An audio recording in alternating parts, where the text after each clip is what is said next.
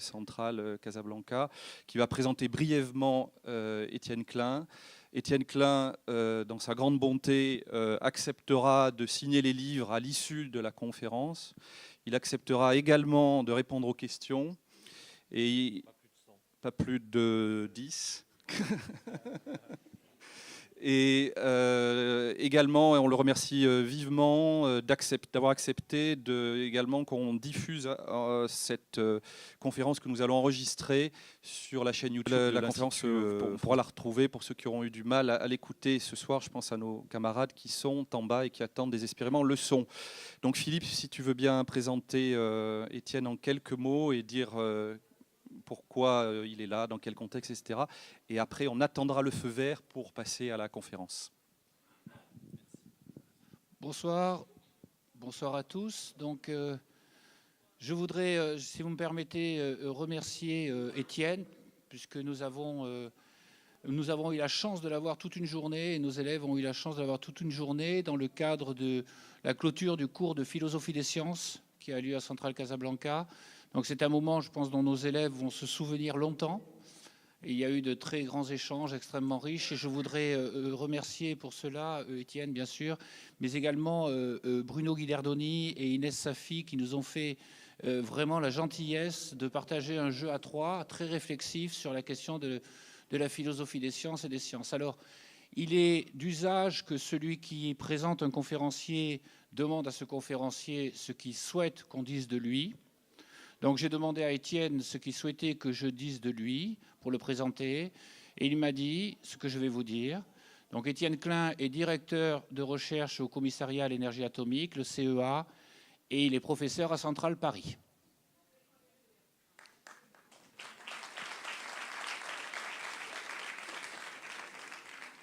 La description qu'il m'a demandé d'en faire s'arrête là. Donc j'ai conscience que ça peut être un peu frustrant. Alors à titre personnel, j'espère s'il m'y autorise, mais quand même à titre personnel, je pense que tu m'y autorises. Donc à titre personnel, je voudrais simplement rajouter que le nombre que vous êtes aujourd'hui, évidemment, témoigne de quelque chose. Ce que je ressens, c'est que Étienne Klein est évidemment physicien, philosophe des sciences, mais c'est surtout un formidable passeur de connaissances, de réflexions sur la physique et sur la philosophie des sciences, et un passeur évidemment vers nous physiciens, un passeur évidemment vers les philosophes des sciences, mais c'est là que ça devient très très rare surtout, un formidable passeur, et à mon avis l'un des passeurs les plus talentueux aujourd'hui, sur beaucoup plus que ce monde-là, c'est-à-dire vous tous, ceux qui n'ont pas, j'ai envie de dire, excuse-moi, la chance d'être physicien ou philosophe des sciences, mais vers vous tous, et ce formidable passeur aujourd'hui, je le remercie d'être avec nous ce soir.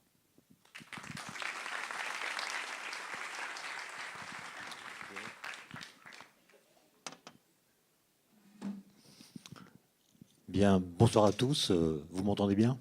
Voilà. Je voulais remercier Philippe et ses collègues pour leur invitation, l'Institut culturel également pour cette invitation à venir vous parler ce soir.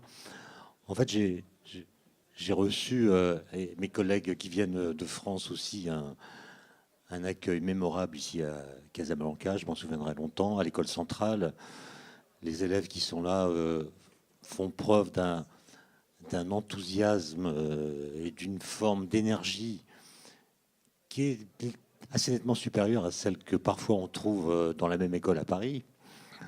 Et donc j'étais très fatigué en arrivant hier soir ici, et ce soir, après une journée de travail à Centrale Casablanca, je suis en pleine forme. En fait, je ne sais pas ce qui s'est passé.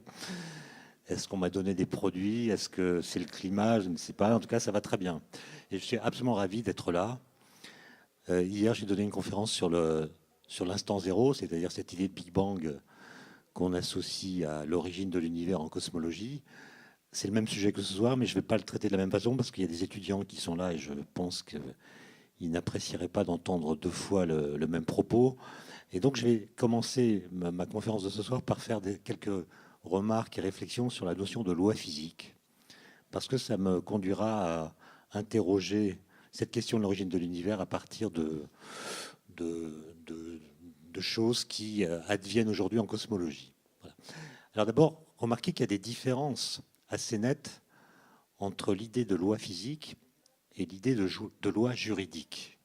Les lois qui régissent une cité, une nation, un pays, etc., ont des statuts complètement différents. Par exemple, les lois juridiques, elles évoluent au cours du temps. On les adapte à l'état de la société, on les change quand on pense que certaines choses devraient être améliorées. Quand on a une certaine idée de la société, on peut écrire des lois qui vont aider la société à aller dans cette direction. S'il y a des choses qui semblent pathologiques ou malsaines, on crée des lois pour essayer de les interdire, etc. Donc, le dispositif juridique d'un État est constamment en évolution, en adaptation, et c'est déjà une première distinction avec les lois physiques. Parce que les lois physiques, nous pensons qu'elles n'évoluent pas, c'est-à-dire qu'elles ne dépendent pas du temps. Ceux d'entre vous qui ont fait un petit peu de physique ont dû écrire des équations, équations de Newton ou d'autres, des équations assez élémentaires de la mécanique, par exemple, dans lesquelles figure le paramètre petit t, qui représente le temps. Et vous avez sans doute remarqué que dans ces équations, le paramètre petit t qui représente le temps ne dépend jamais de t. C'est-à-dire le temps tel qu'on le représente ne dépend jamais du temps. On met t dans l'équation sans préciser de quel instant on parle. Ça veut dire que dans ces équations, on suppose que leur vérité ne dépend pas de l'instant auquel on les applique. Si elles sont vraies aujourd'hui, elles seront vraies dans 10 000 ans, et elles étaient vraies il y a 1 milliard d'années. Autrement dit, cette façon d'écrire le temps comme étant un paramètre qui n'évolue pas est une façon de dire que les lois physiques elles-mêmes n'évoluent pas. C'est une idée qui, je le vois à vos visages, a l'air de vous étonner. Et en même temps, je suis persuadé que c'est une idée que vous avez déjà en tête de façon plus ou moins consciente. Par exemple, si ce matin, vous avez appuyé sur un bouton, par exemple celui du four à micro-ondes qui est chez vous, le four s'est mis en marche. Si demain matin, vous appuyez à nouveau sur le bouton et cette fois, le four ne marche pas, qu'est-ce que vous allez dire ? Vous allez dire que le four est tombé en panne. Alors qu'il y a une autre hypothèse qui ne vous vient pas à l'esprit, c'est que dans la nuit qui va venir, là, les équations de Maxwell, les équations de l'électromagnétisme, qui ont aidé des ingénieurs à dessiner votre four à micro-ondes il y a quelques années, ces équations peuvent avoir changé de sorte que demain, le dispositif conçu à partir d'elles ne fonctionne plus. Mais non, vous allez dire, il est tombé en panne. Ça veut dire qu'en disant il est tombé en panne, vous supposez que les lois physiques de demain seront les mêmes que celles d'aujourd'hui. Et en fait, ça, c'est une réflexion assez puissante qui a été théorisée par des physiciens, notamment une physicienne au début du XXe siècle qui s'appelle Émile Noether, qui a montré que le seul fait de supposer que les lois physiques ne changent pas au cours du temps a comme implication ce qu'on appelle la conservation de l'énergie. Alors c'est un théorème pas très difficile à démontrer, mais je ne vais pas le faire là ce soir. Je peux simplement vous montrer la réciproque, c'est-à-dire que si les lois physiques changeaient au cours du temps, alors on pourrait créer de l'énergie à partir de rien, ce qui simplifierait beaucoup de questions qui nous préoccupent aujourd'hui. Prenons l'exemple de la gravitation. La gravitation, c'est la force qui fait que nous tombons. Très bien. La chute des corps. Et puis la mécanique céleste, etc. Et même la cosmologie, on y viendra tout à l'heure. Imaginez que la force de gravitation varie au cours du temps. Vous savez qu'elle fait intervenir une constante, la constante de Newton, qu'on appelle grand G. Imaginez qu'on soit dans un univers dans lequel la constante de Newton n'est pas une constante, elle varie au cours du temps. Imaginez par exemple qu'elle varie de façon périodique, avec une période de 24 heures, donc elle oscille comme ça. Elle est maximale à midi, elle est minimale à minuit, puis remonte à sa valeur maximale le lendemain à midi, etc. Une sorte d'oscillation. Si tel était le cas, qu'est-ce que vous feriez de vos journées ? Rien, sauf à minuit et à midi. Qu'est-ce que vous feriez à minuit ? Eh bien, vous prendriez tous les objets massifs qui sont à votre portée et vous les monteriez au sommet d'un immeuble le plus haut possible. Ensuite, vous ne faites plus rien, vous vous reposez, vous allez à la piscine, etc. Et 12 heures plus tard, quand la gravité est devenue plus importante que lorsque vous avez monté les charges, vous laissez tout tomber. Du coup, l'énergie que les corps vont acquérir en tombant sera plus importante que l'énergie que vous avez dépensée pour les monter, puisque la gravité, au moment de la chute, est plus importante qu'au moment de la montée. Et donc, vous allez créer de l'énergie, et de sorte que l'énergie en question ne sera pas conservée. Et donc, vous voyez, si les constantes varient au cours du temps, si les lois physiques varient au cours du temps, on pourrait créer de l'énergie à partir de rien. Réciproquement, dès lors que les lois physiques sont constantes, on ne peut pas créer d'énergie à partir de rien. L'énergie se conserve. On ne peut que en prendre là où il y en a, et puis la transformer, changer sa forme. L'énergie mécanique peut devenir de l'énergie chimique, de l'énergie chimique peut devenir de l'énergie électrique, etc. Ou bien on peut la transporter depuis un système où elle est vers un autre système où elle n'est pas encore, mais on ne peut pas en créer à partir de rien. Et ce théorème a été démontré donc par une mathématicienne allemande qui s'appelait Emmy Noether en 1918. La conservation de l'énergie est une conséquence de l'invariance des lois physiques par translation du temps, pour dire les choses en termes plus techniques. Et c'est une loi absolument fondamentale de la physique. Et quand je dis que les lois physiques sont constantes, je parle des lois physiques. Je ne parle pas des lois de la physique. Je ne parle pas nécessairement des lois qu'on trouve dans les livres de physique qui, elles, ont une histoire. On va voir que les lois de Einstein pour la gravitation ne sont pas les mêmes que celles de Newton. Donc la physique a une histoire. Les lois physiques qu'on utilise en 2016 ne sont pas celles qu'on utilisait en 1850, en tout cas pas toutes. Donc il y a une histoire des lois de la physique, mais cette histoire des lois de la physique se fait en supposant que les lois physiques, elles, ne changent pas. Contrairement aux lois juridiques dans une société. Ça fait une première différence. Il y a une deuxième différence qui est assez fondamentale, c'est que pour qu'une loi dans une société donnée fasse autorité, il faut que son énoncé soit assez proche de ce qu'on attend d'elle. Il faut que la société se reconnaisse dans cette loi ou considère que cette loi a la forme qu'on attend d'une loi de ce type-là. D'ailleurs, elles sont proposées, les lois, par des représentants du peuple, des gens qui sont élus au Parlement, qui rédigent des lois, et ils s'arrangent en général pour que ces lois correspondent peu ou prou, même si évidemment il y a des exceptions, à ce qu'attend la population. Une loi qui serait complètement absurde aux yeux de la population demanderait pour être appliquée une police très forte, et surtout très motivée. Donc on essaie de faire en sorte que la loi ne soit pas en contradiction avec l'état d'esprit de la société à laquelle cette loi est destinée. Bon. Alors qu'en physique, c'est exactement le contraire. C'est-à-dire que toutes les lois physiques, depuis Galilée, c'est-à-dire depuis ce qu'on appelle la physique moderne, sont des lois qui sont en contradiction avec ce que nous pensons de la nature a priori simplement en l'observant. La première loi physique moderne, la physique, c'est une vieille histoire. Il y a une physique d'Aristote, il y a une physique dans les pays arabes assez puissante, mais ce n'est pas la même physique que la physique moderne. Ce que j'appelle la physique moderne, c'est celle qui naît avec Galilée, au XVIIe siècle, avec cette idée que les lois physiques, finalement, peuvent contredire ce que nous observons. On dit souvent que la physique, elle est là pour décrire les phénomènes qu'on observe. Bon. En fait, les lois physiques, quand on les prend au sérieux, disent des choses qui contredisent ce qu'on observe. Et je vais vous donner un premier exemple qui est d'ailleurs dû à Galilée. Vous savez qu'on a remarqué depuis très très longtemps, Aristote l'avait remarqué, d'autres avant lui sans doute. En fait, je pense que tout le monde sur Terre, à toutes les époques, a su que lorsqu'on fait tomber un objet très lourd, il tombe plus vite qu'un objet moins lourd. Et donc on en déduit de l'observation quotidienne que la vitesse de chute d'un corps est d'autant plus élevée que la masse de ce corps est plus grande. C'est une observation empirique que tout le monde a faite.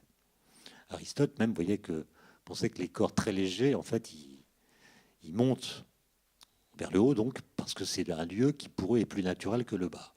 Enfin, il y a toutes sortes d'interprétations de ce phénomène, mais la chose intéressante, c'est que l'observation nous dit qu'un corps tombe d'autant plus vite que sa masse est plus élevée. Bon. Et cette loi a été enseignée pendant des siècles et des siècles sans que personne ne trouve jamais à y redire, tout simplement parce que cette loi est conforme à l'observation. Et donc elle ressemble à ce que l'observation nous conduit à penser de la chute des corps. Et Galilée, lui, il se dit, entendu, cette loi décrit ce que nous observons parfaitement. Mais la question que je voudrais me poser n'est pas celle de savoir si elle est conforme aux observations. La question que je veux me poser est celle de savoir si cette loi est vraie ou non. Il ne pose pas la question de son adaptation au phénomène, comme on dirait en langage plus moderne. Il pose la question de savoir si cette loi est vraie. Et il va démontrer, par un argument logique, qui ne réclame aucune expérience. Vous savez, il n'est jamais monté au sommet de la tour de Pise, comme on le raconte, c'est une légende. Hein. Parce que s'il était monté au sommet de la tour de Pise, qui fait 54 mètres de haut et qui est penché, comme vous savez, en laissant tomber des objets de masse différentes, il aurait démontré par cette expérience ce que tout le monde savait, à savoir que les boules de pétanque touchent le sol avant les balles de tennis. Tout le monde a vu ça. Donc cette expérience, s'il l'avait faite, n'aurait fait qu'apporter une confirmation supplémentaire à la loi d'Aristote, qui était déjà connue de tout le monde. Donc il n'a jamais fait l'expérience. En revanche, il a réfléchi. Il a montré, par un texte assez sublime qui date de 1607, que si la loi d'Aristote était vraie, elle aboutirait à des contradictions. Alors, il invente ce qu'on appelle aujourd'hui une expérience de pensée. Une expérience de pensée, ce n'est pas une expérience intellectuelle. C'est on imagine qu'une théorie est vraie, on imagine ensuite, enfin on suppose que la théorie est vraie, et on imagine des situations qu'on ne peut pas réaliser facilement expérimentalement, mais on regarde ce que la théorie qu'on suppose vraie impliquerait pour ces situations qu'on peut imaginer mais pas réaliser. Et donc la situation qu'il imagine, donc l'expérience de pensée qu'il formule, c'est de prendre une grosse pierre et une petite pierre. L'une est plus lourde que l'autre. Et si Aristote a raison, et je suppose qu'il a raison, si je les laisse tomber en même temps, la plus grosse va toucher le sol avant la plus petite. Très bien. Là où commence l'expérience de pensée, c'est je prends le même système, les deux pierres, et je les relie par une corde. Donc, je fabrique ainsi un système qui est plus lourd que la plus grosse pierre. Que dit Aristote dans ce cas-là? Puisque c'est plus lourd que la plus grosse pierre, si je laisse tomber l'ensemble, il va tomber plus vite que la grosse pierre. Ah oui, mais en même temps, pendant la chute, la petite pierre qui tombe moins vite va tendre la corde. Et donc, ça va faire parachute. Et donc, la petite pierre va freiner la chute de la grosse pierre. Donc, l'ensemble formé par les deux va tomber moins vite que la grosse pierre. Vous voyez que l'invocation de la même loi, dans ce cas précis, conduit à deux conclusions contradictoires. Ça, c'est un texte vraiment génial de Galilée. Il n'a pas fait d'expérience.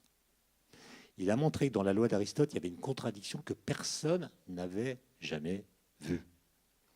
Comment lever la contradiction?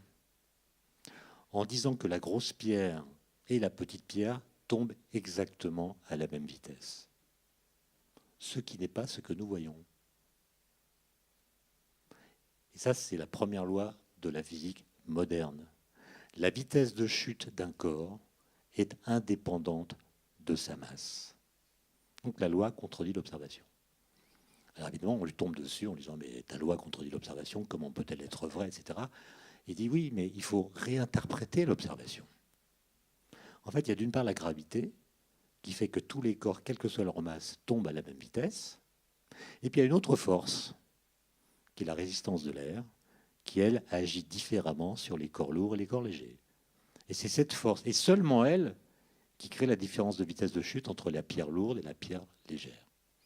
Et donc, vous voyez, l'observation, évidemment, n'est pas modifiée, mais c'est son interprétation qui est remaniée par le fait qu'on invoque une nouvelle loi qui contredit l'observation et qui oblige à la repenser, et donc à la réinterpréter. Alors, ceux d'entre vous qui se souviennent de leur cours de physique, de mécanique, d'électricité ou d'autres, se rappellent des lois qu'on leur a apprises, et en y réfléchissant bien, ils découvriront que toutes ces lois contredisent l'observation. Il y a une loi fondamentale de la mécanique qui s'appelle le principe d'inertie, qui vous dit un corps qui n'est soumis à aucune force a un mouvement rectiligne et uniforme. Donc un mouvement indéfini qui ne s'arrête jamais. Pas de force, mouvement continu à vitesse constante. Mais qui a jamais vu ça? Qui a jamais vu un mouvement inertiel? Réponse, personne. Tous les mouvements que nous observons autour de nous sont des mouvements amortis. ou bien des mouvements qui sont courbés, comme la trajectoire des planètes, par exemple. Personne n'a jamais vu un mouvement inertiel.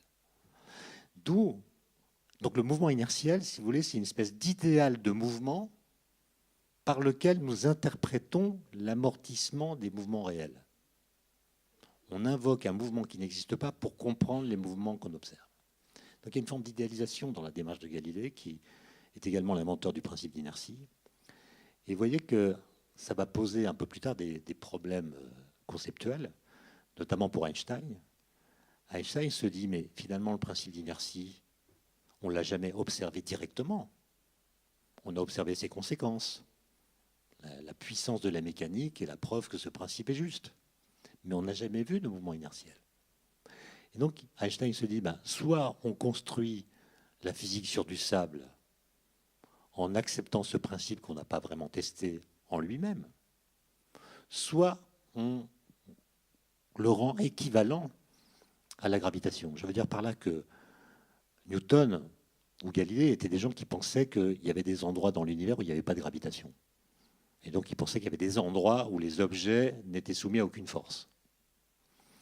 Mais Einstein, lui, il sait qu'il y a des masses partout, que l'univers est homogène. Il y a donc de la gravité, un champ gravitationnel à tous les endroits de l'espace-temps. Et donc il n'y a aucun endroit où un objet ne soit soumis à aucune force. Ça n'existe pas. Tous les objets sont soumis, à quelque endroit qu'ils soient dans l'univers, à la gravitation. Et donc le principe d'inertie s'énonce selon une phrase qui ne correspond à aucune réalité physique. Et Einstein va dire, puisque c'est comme ça, je vais postuler une sorte d'équivalence entre l'inertie et la gravitation. Et cette équivalence va le mener à une nouvelle théorie de la gravitation qui s'appelle la théorie de la relativité générale, qui a été publiée il y a exactement un siècle.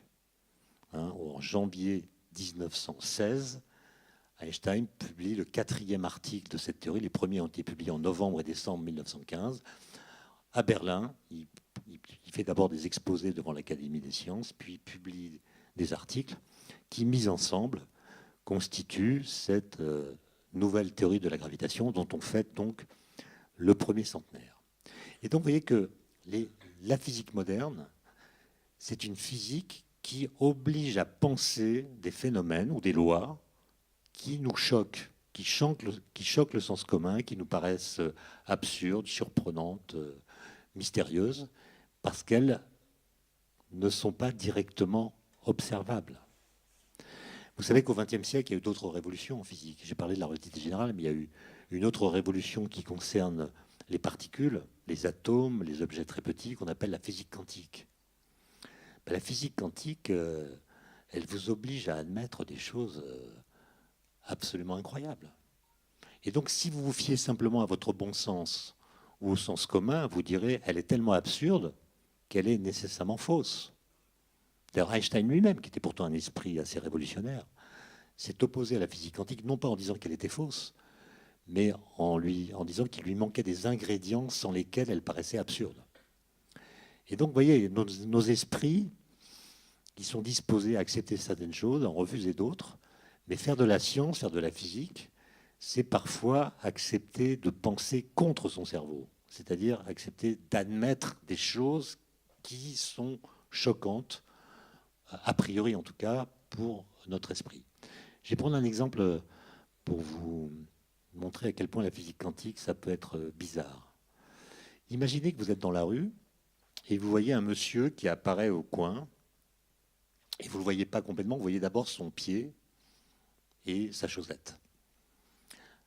A priori, on ne sait pas à l'avance prédire quelle sera la couleur des chaussettes de quelqu'un. Alors vous voyez que sa chaussette est rouge. OK ? Aussitôt, vous en déduisez que la chaussette de son autre pied sera rouge. Une sorte de corrélation entre la chaussette du pied gauche et la chaussette du pied droit. D'où vient cette corrélation ?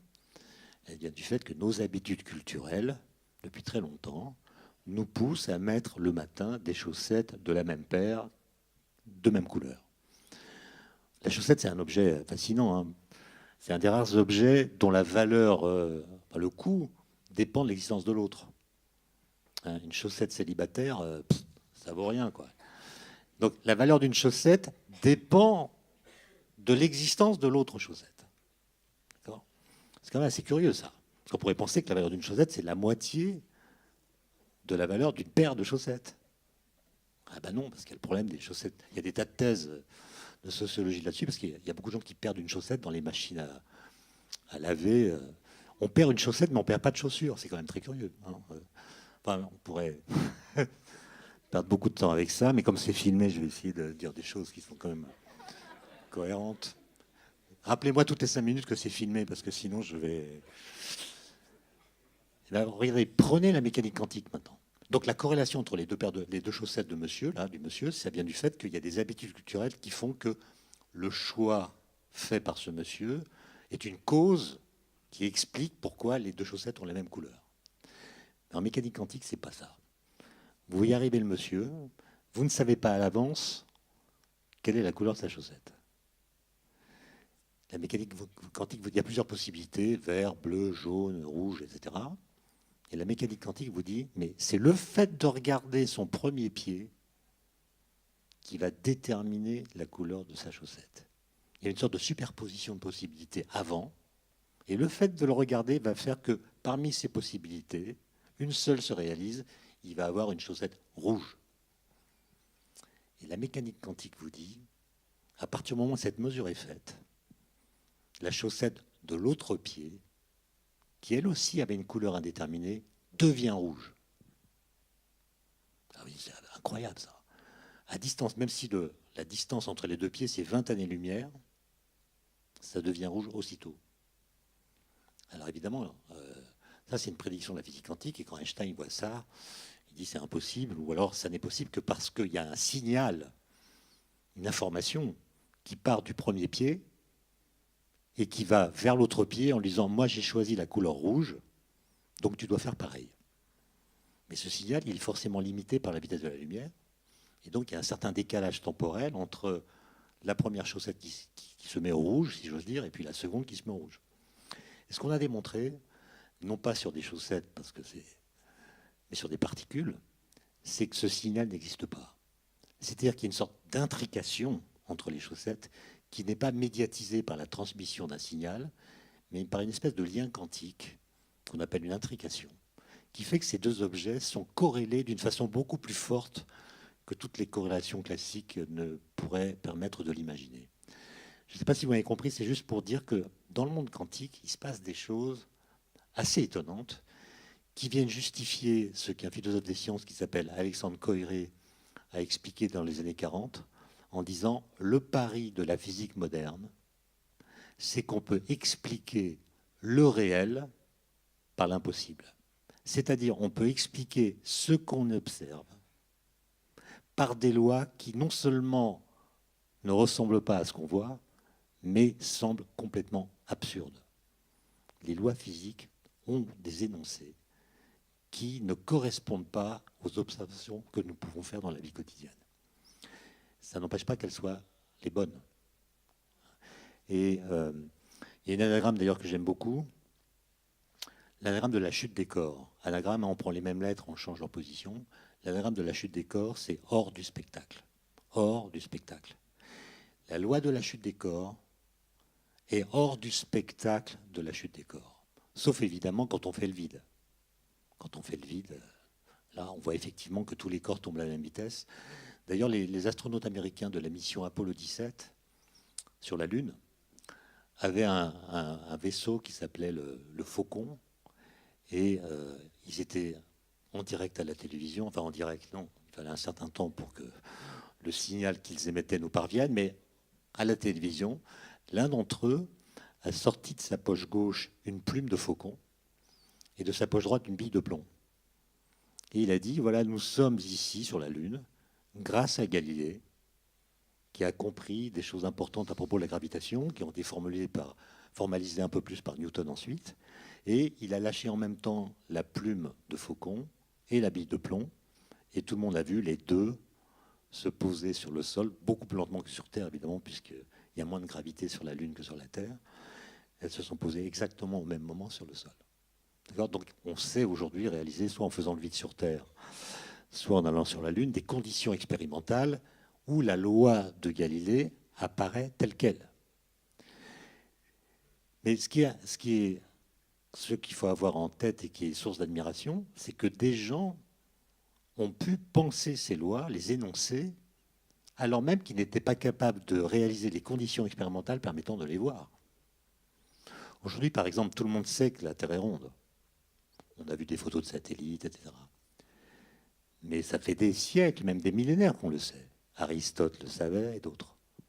La question, c'est comment est-ce qu'on a su que la Terre était ronde alors qu'on ne pouvait pas voir qu'elle était ronde? Et ça, c'est là que le raisonnement accouplé évidemment à l'observation permet d'avancer. Pardon. Aristote remarque dans les éclipses de lune que la forme de l'ombre est toujours circulaire. Il se pose la question, quelle est la géométrie volumique dont l'ombre est toujours circulaire? C'est la sphère. Et donc à partir du moment où on ne voit que des croissants à la surface de la Lune qui marquent l'ombre de la Terre, on doit supposer que la Terre qui produit cette ombre est sphérique. Oui, il y a quand même du raisonnement, ce n'est pas une observation directe, il y a une sorte d'interprétation. Et je pense que ces choses-là doivent être connues parce que mes étudiants, par exemple, sont des gens qui ont énormément de connaissances scientifiques. Mais ils n'ont pas une très bonne connaissance de leurs connaissances. Je veux dire par là qu'ils savent que la Terre est ronde, ils savent qu'elle tourne autour du Soleil, ils savent que l'univers est en expansion, etc. Mais ils ne savent pas comment on l'a su. Or, si on ne sait pas comment une connaissance est devenue une connaissance, on répète la chose parce qu'on l'a entendu dire, par exemple. Ça veut dire qu'on répète, on traite cette connaissance comme s'il était une croyance. La différence entre une connaissance et une croyance, c'est que la connaissance résulte d'une observation, d'un raisonnement, d'une théorisation, d'une épreuve qui permet de lui donner une validité que chacun peut prendre à son compte. Et donc, si vous posez des questions comme comment est-ce qu'on a su que la Terre tournait autour du Soleil, vous allez voir que c'est un sujet drôlement compliqué. Drôlement compliqué. D'autant plus que dire que la Terre tourne autour du Soleil, c'est une phrase pas très satisfaisante, parce qu'elle sous-entend que le Soleil serait fixe. Or, le Soleil il tourne autour du centre de la galaxie, donc tout tourne d'une certaine façon. Et dire qu'un objet tourne autour d'un autre, ça suppose que l'objet autour duquel cet objet tourne est central. Ben non, le Soleil il bouge. Donc vous voyez, même nos énoncés les plus triviaux méritent d'être réinterrogés. Et c'est ça qui est intéressant dans le mouvement des idées, si vous préférez. Donc, avant de parler de cosmologie, juste une chose qui va d'ailleurs avoir des retombées sur ce que je vais dire en cosmologie, c'est-à-dire sur la science de l'univers. Il y a des cas où des lois s'appliquant à la même situation sont en contradiction les unes avec les autres. Et donc la question, c'est qu'est-ce qu'on fait? Comment est-ce qu'on tranche? Je vous donne un exemple trivial. Il y a une première loi empirique, pour le coup, c'est que quand vous laissez tomber un chat d'une hauteur quelconque, presque, il retombe sur ses pattes. Il y a une autre loi qui dit que lorsqu'un emmerdement peut se produire, la probabilité qu'il se produise est égale à 1. C'est-à-dire que quand vous mettez du beurre sur une tartine, si vous la laissez tomber, elle va tomber du côté beurré. D'accord ? Donc ces deux lois, celle du chat et celle de la tartine, sont également vraies, conformes à l'observation. Question, qu'est-ce qui se passe si je colle une tartine beurrée sur le dos d'un chat? Voilà. Vous rigolez, mais c'est un problème très sérieux qu'on appelle le paradoxe du chat beurré. Qu'est-ce qui va se passer? Est-ce que le chat va rester en lévitation pour ne pas prendre parti? Est-ce que c'est lui qui va l'emporter? Est-ce que c'est la tartine qui va imposer sa loi? Regardez sur Internet, allez sur YouTube et tapez paradoxe du chat beurré. Vous allez voir des choses étonnantes. Des gens qui font des expériences, etc. Il y a même une publicité pour la bière qui s'appuie sur ce paradoxe du chat beurré. Donc c'est juste pour montrer que quand, pour une situation donnée, deux lois également vraies dans leur champ sont contradictoires, on ne sait pas ce qui va se passer. Et vous allez voir que ce paradoxe du chat beurré est l'analogue d'un paradoxe, d'un problème qui se pose à propos de l'origine de l'univers. Alors maintenant, j'en viens quand même à cette question de l'origine de l'univers, qui commence en fait à se poser dans la première moitié du XXe siècle, justement après qu'Einstein a publié sa théorie de la relativité générale. Alors c'est une histoire que j'ai racontée hier, je ne vais pas aller trop dans les détails, simplement rappeler un moment essentiel. En 1907, quand Einstein est à Berne, vous savez, il est ingénieur à l'Office des brevets, on est 2 ans après l'année miraculeuse, 1905, où il a écrit 5 papiers absolument géniaux sur la lumière, sur l'atome, le mouvement brownien, sur la relativité restreinte. C'est là aussi qu'il publie la formule E égale mc2, qui est une conséquence de la théorie de la relativité. Il a vraiment une année extraordinaire. En 6 mois, il publie 5 papiers qui font la révolution, chacun dans leur domaine. Bon. 2 ans plus tard, il est toujours à l'Office des brevets, et un physicien qui s'appelle Stark lui demande d'écrire un papier de synthèse sur la relativité, une sorte de bilan d'état de l'art, comme on dirait, de la relativité. Et en l'écrivant, il réfléchit, il se pose des questions, et il se demande par exemple s'il serait possible d'insérer la gravitation dans la théorie de la relativité telle qu'il l'a formulée en 1905. Ça le travaille, il se demande si c'est possible, parce que la relativité dit que la lumière ne va pas à une vitesse infinie, elle a une vitesse finie.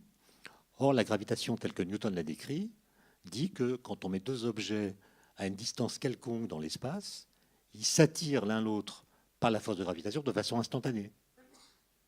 Comment est-ce qu'une force peut s'exercer instantanément entre des objets qui sont éloignés l'un de l'autre dans l'espace s'il y a une vitesse finie pour la propagation des signaux? Donc Einstein voit qu'il y a une sorte de contradiction entre sa relativité et Newton.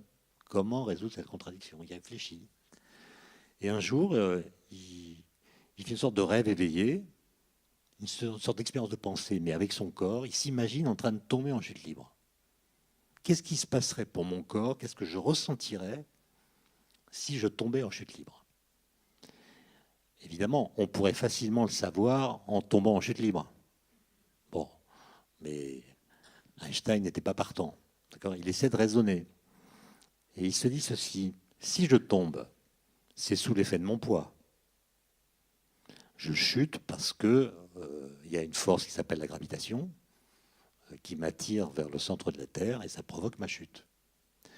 Mais si je tombe en même temps que, par exemple, mon chapeau, mon parapluie, mon cartable, Galilée nous a expliqué que tous les corps tombaient à la même vitesse. Donc les corps qui tombent avec moi, chapeau, parapluie, cartable, tombent à la même vitesse que moi. Donc par rapport à moi qui suis en train de tomber, ils ne tombent pas. Donc je tombe du fait de la pesanteur, et le fait de tomber me fait croire que je suis en apesanteur. La chute annule la cause de la chute. C'est comme si les objets n'avaient plus de poids. Ils étaient en lévitation par rapport à moi. Et donc cette idée, qui n'est pas une invention, c'est simplement une lecture assez curieuse de la loi de Newton, ou de Galilée, incite Einstein à considérer que quand on tombe, en fait, on ne sent pas son poids, bien que ce soit à cause de lui qu'on tombe. Vous voyez, c'est un truc un peu bizarre, il faut tirer ça au clair. Et Einstein énonce à ce moment-là le principe d'équivalence, qui va être l'argument sur lequel, des années plus tard, il va construire sa théorie de la relativité générale. Alors, que dit ce principe d'équivalence? C'est le seul moment compliqué de mon exposé, quoique, vous imaginez que vous êtes dans une cabine hermétique. Donc il n'y a pas de fenêtre, il n'y a pas de hublot qui vous permettent de voir l'extérieur. Et dans cette cabine, vous mettez un physicien auquel vous donnez des balles de masses différentes. Il va s'amuser à les laisser tomber pour voir ce qui se passe. Première situation, la cabine en question est posée sur le sol terrestre. La cabine est immobile. Elle est simplement disposée dans le champ de gravité terrestre. Évidemment, le physicien qui est là, il va laisser tomber des balles et il va les voir tomber comme nous voyons qu'elles tombent, c'est-à-dire selon les trajectoires paraboliques. Et s'il est intelligent, il va en déduire la loi de Newton pour la gravitation, par exemple. Deuxième situation, la cabine n'est pas sur Terre, elle est dans le vide, elle est loin de tout objet massif, elle est en dehors de tout champ de gravitation. Elle est dans le vide, si vous préférez. Simplement, elle est accélérée par une espèce de titan avec une accélération égale à l'accélération de la pesanteur. Donc la cabine est accélérée avec une accélération constante, donc sa vitesse augmente avec le temps. Et dans cette cabine-là, il y a toujours un physicien avec des balles, etc. Il va faire des expériences. Et ce qu'il va voir, c'est que les balles sont attirées vers le sol, exactement comme sur la Terre. Quand un ascenseur, par exemple, est accéléré, vous avez l'impression qu'il y a une force qui vous colle au plancher. Et ce que dit Einstein, c'est que le physicien que vous avez mis dans la cabine, aussi intelligent soit-il, aussi rusé soit-il, ne pourra jamais dire s'il est dans la première situation, cabine dans un champ de gravitation immobile, ou bien s'il est dans la deuxième situation.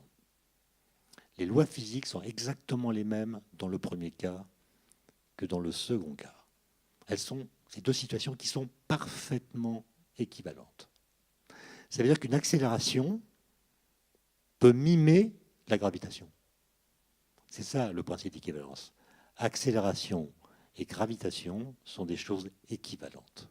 Et à partir de cette idée, il va proposer mathématiquement cette fois, et non plus par des expériences de pensée, une nouvelle théorie de la gravitation, assez compliquée, hein, c'est des calculs qui s'appuient sur ce qu'on appelle du calcul tensoriel, donc c'est assez compliqué.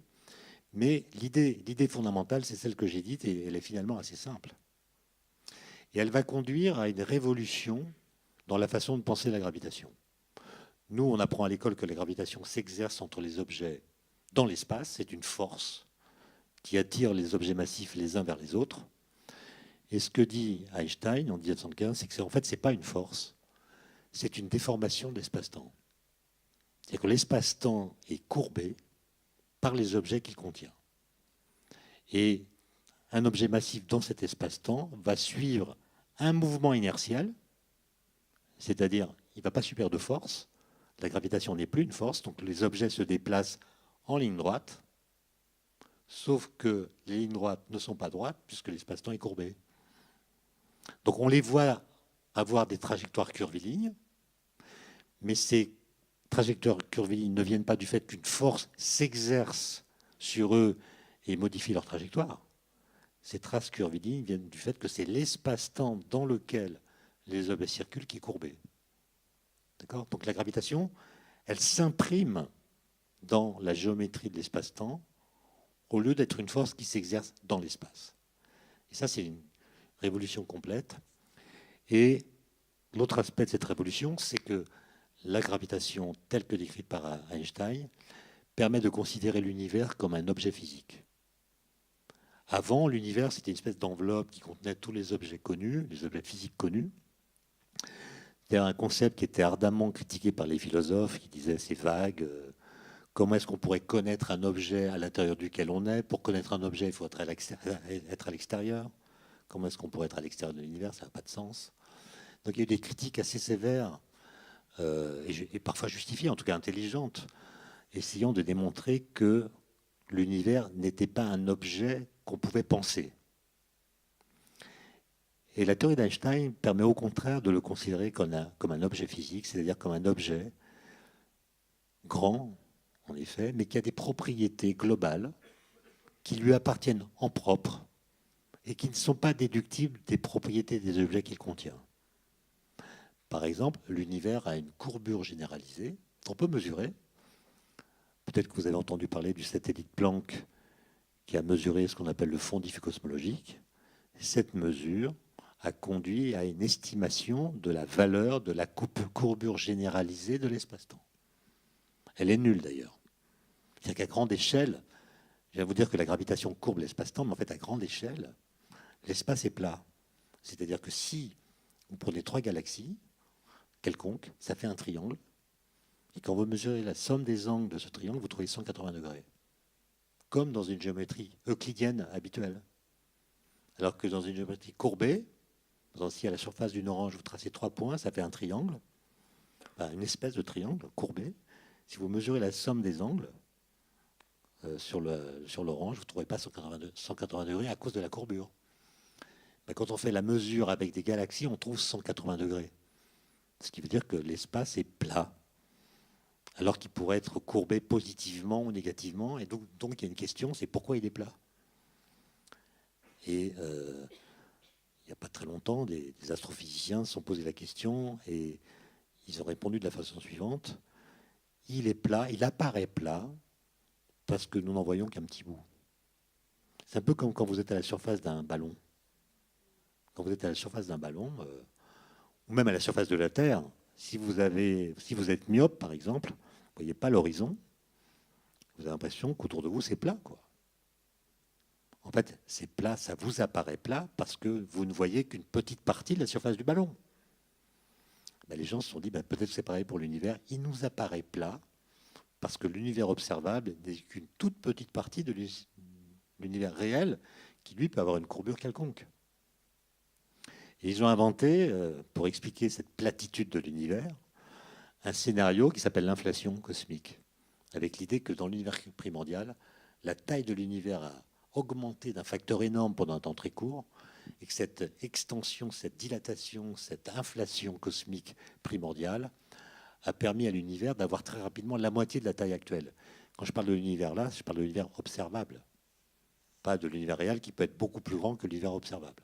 Vous voyez comment, à partir de la théorie d'Einstein, on peut commencer à faire ce qu'on appelle de la cosmologie scientifique, c'est-à-dire faire une science qui porte non pas sur des objets qui sont dans l'univers, des particules, des étoiles, des galaxies, mais faire une science dont l'objet unique, c'est l'univers, et de déterminer ses propriétés qui sont, pour certaines d'entre elles, en tout cas, mesurables. Après, la suite de l'histoire, elle est passionnante, assez complexe, donc je ne peux pas la raconter complètement. Je vous donne quelques étapes. Dans les années 20, alors que beaucoup de gens pensent que l'univers est stationnaire, les gens pensent que l'univers n'a pas d'histoire, il est l'objet, enfin, il est le lieu de mouvement, il y a des étoiles qui se déplacent, etc. Mais on pense que le mouvement des étoiles, nous le voyons tel qu'il a toujours été. Il n'y a pas d'histoire qui se déroule dans cet univers. Il y a des mouvements, mais il n'y a pas d'histoire. Et dans les années 20, notamment aux États-Unis, il y a un télescope installé sur le mont Wilson, qui est à l'époque le plus grand télescope au monde, qui a un miroir de, je crois, 2 mètres. Hein. Enfin, c'est énorme pour l'époque, en tout cas. Et les gens commencent à regarder des objets très lointains et commencent à se rendre compte qu'il existe des objets lumineux qui ne sont pas dans la Voie lactée, qui ne sont pas dans notre galaxie, qui a des objets extérieurs à la galaxie. Ils appellent ça des nébuleuses, qui est l'ancien nom pour dire galaxie. Et donc on s'aperçoit qu'il y a un extérieur de la Voie lactée et on commence à faire des mesures des fréquences de la lumière que nous envoient ces objets. Ils sont plusieurs à faire ça. Il y en a un qui s'appelle Vesto Slipher, il y en a un autre qui s'appelle Edwin Hubble. Ils font des observations et ils se rendent compte, moyennant une certaine interprétation, que les galaxies que nous pouvons voir semblent s'éloigner de nous à une distance qui est d'autant plus grande, à une vitesse, pardon, qui est d'autant plus grande que leur distance est plus grande. Plus elles sont loin, plus elles vont vite. Plus elles vont vite en s'éloignant de nous. Et évidemment, ils interprètent cela en disant qu'il s'agit d'une fuite des galaxies, que les galaxies s'échappent loin de nous dans l'espace. Mais en fait, un autre physicien qui vit en Belgique, s'appelle l'abbé Lemaître, lui, il réinterprète ces mêmes données de Hubble à partir des équations d'Einstein de la gravitation, donc à partir de la relativité générale. Et ce qu'il montre, c'est que si on croit aux équations d'Einstein, alors l'interprétation qu'on doit faire de ce phénomène observé doit être complètement différente.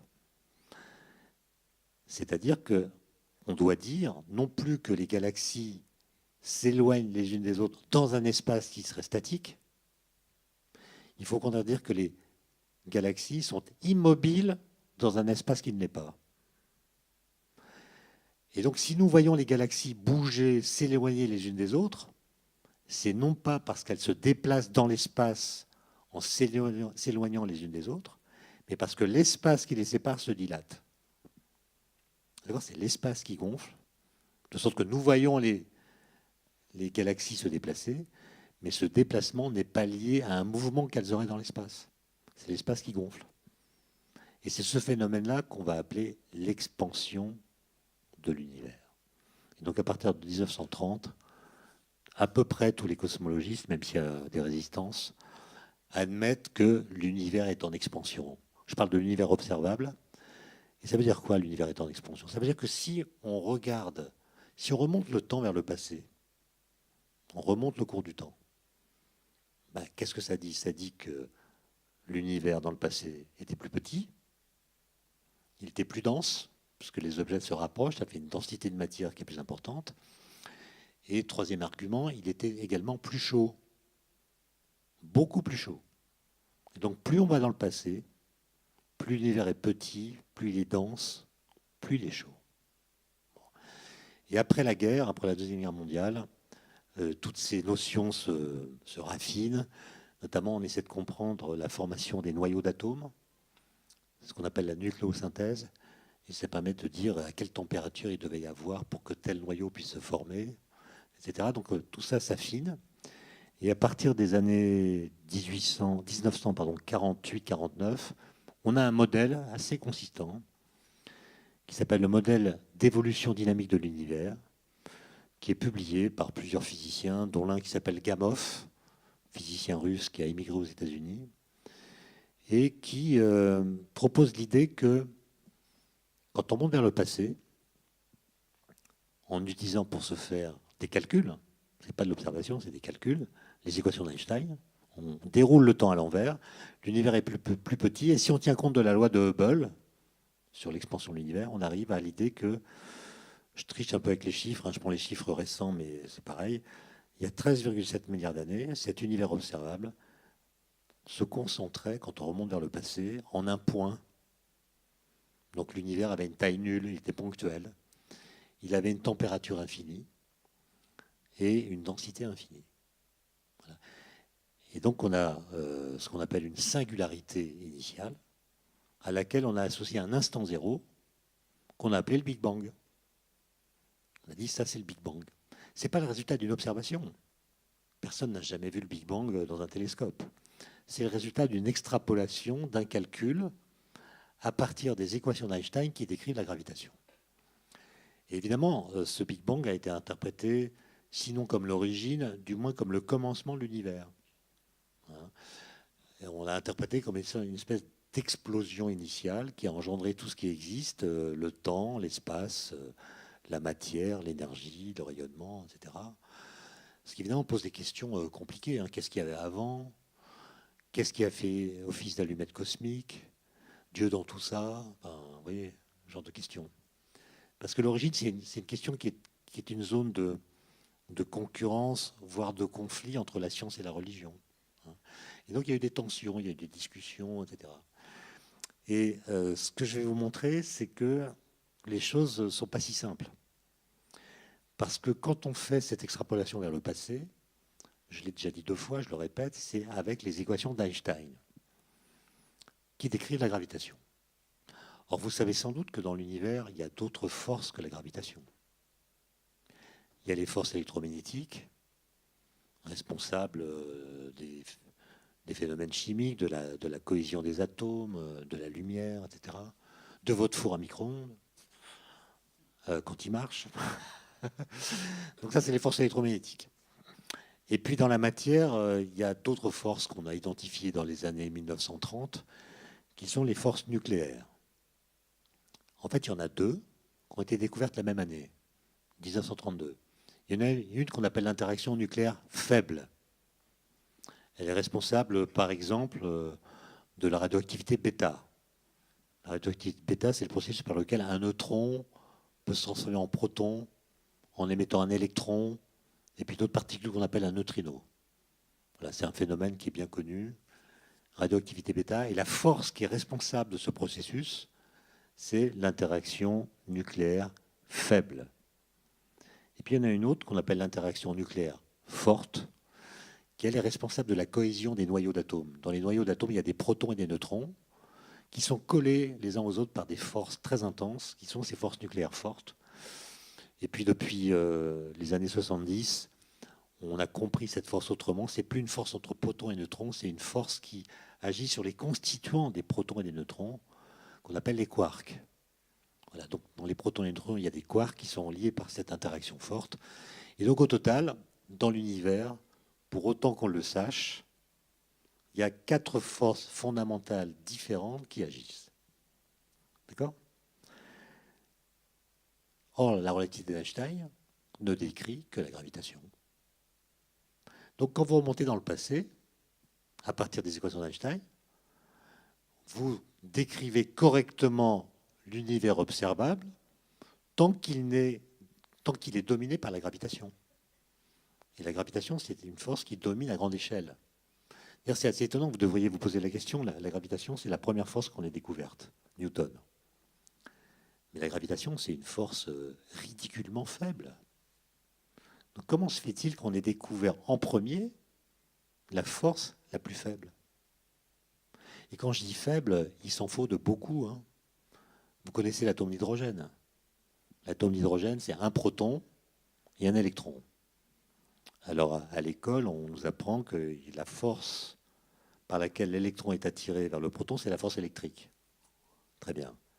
Force électrique qui fait que l'électron tourne autour du proton et ça donne l'atome d'hydrogène qui en fait est écrit par la physique quantique. J'y reviendrai tout à l'heure. Mais pourquoi on ne nous parle jamais de la gravitation? Parce que l'électron, il a une masse. Le proton, il a une masse. Bon, la gravitation, elle est toujours attractive. Donc ça veut dire que l'électron, il est attiré par le proton, aussi par la gravitation. Et pourquoi on ne nous le dit jamais? Ben, tout simplement parce que la force de gravitation, dans ce cas-là, elle est tellement plus faible que la force électrique qu'on peut faire comme si elle n'existait pas. Elle existe, mais on peut faire comme si elle n'existait pas. Mais elle existe. Moi, on ne m'a jamais dit qu'elle existait quand j'étais élève. Hein. Mais elle existe. En fait, quand vous faites le calcul, je parle aux étudiants de Centrale Casablanca qui sont là. Faites le calcul, vous verrez que la force de gravitation dans ce cas-là, elle est 10 puissance 42 fois plus faible que la force électrique.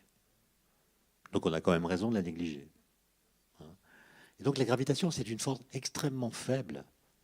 Et on peut s'étonner qu'elle domine à notre échelle. Je vous rappelle que si ce soir vous êtes assis sur vos chaises, c'est grâce à un mélange subtil de politesse et de gravitation. D'accord ?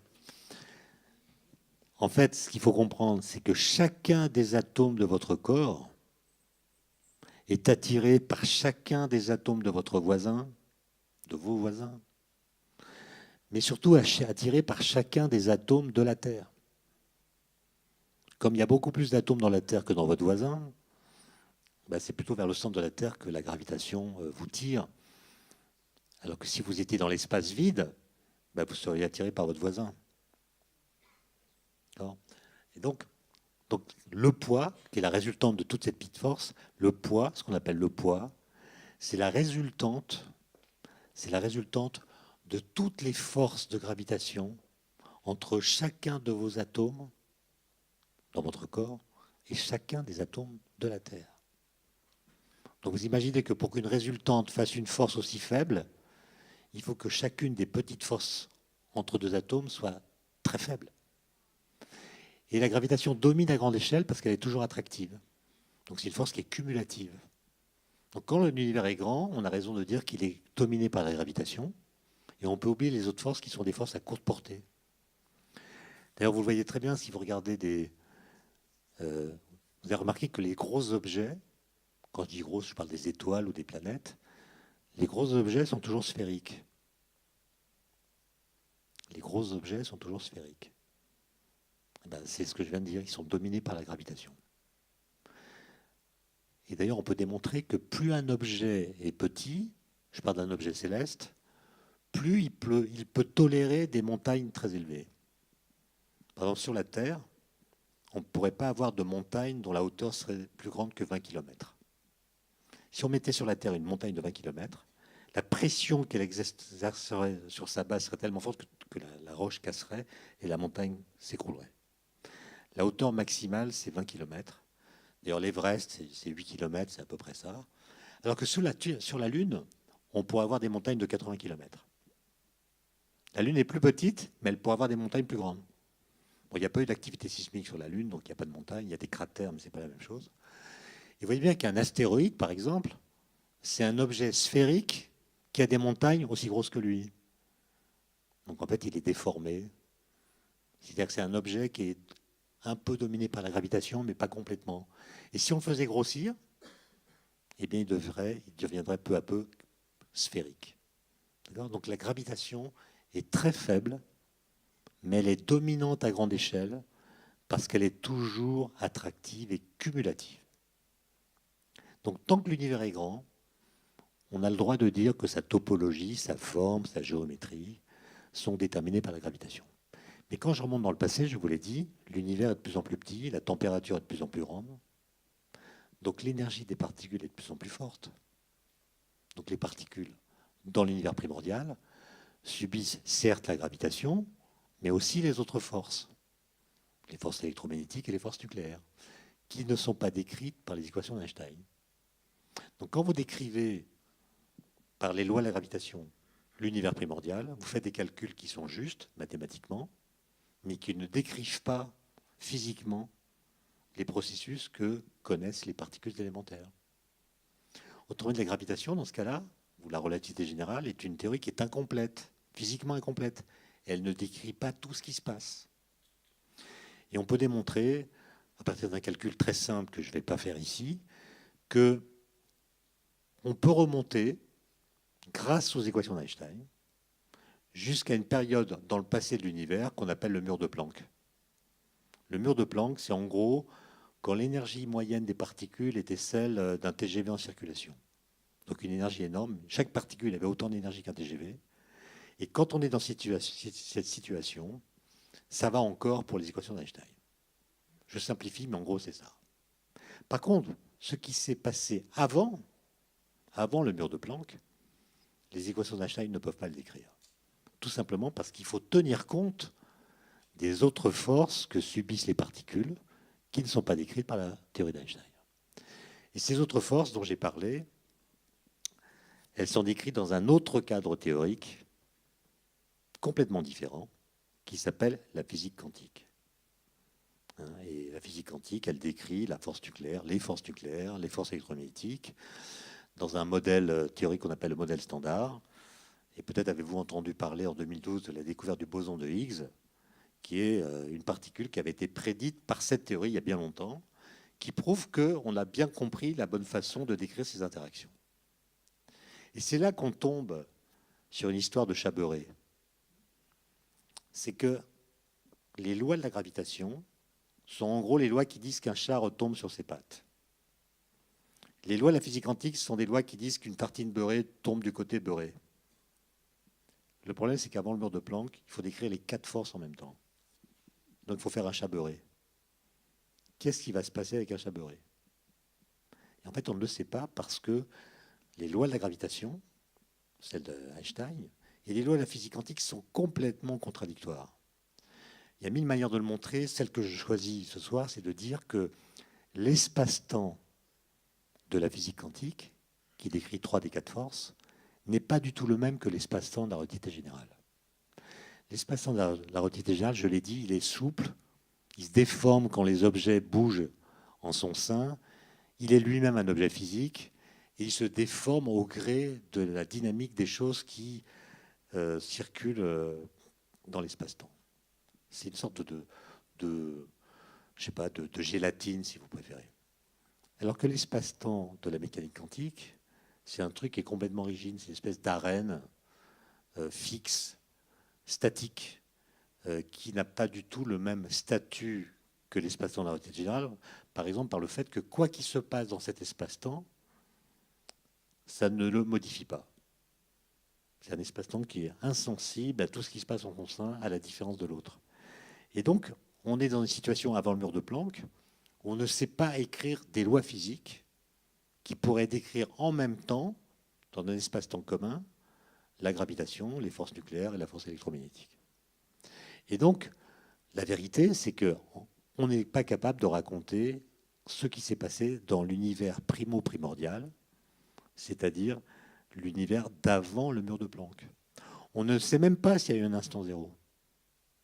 Et d'ailleurs, c'est ce que j'expliquais hier à la conférence de Centrale, c'est que quand on essaie de faire ce mariage entre la physique quantique et la théorie d'Einstein, il y a des pistes. Il y a la théorie des supercordes, pour ceux qui connaissent, il y a d'autres concepts qui sont étudiés.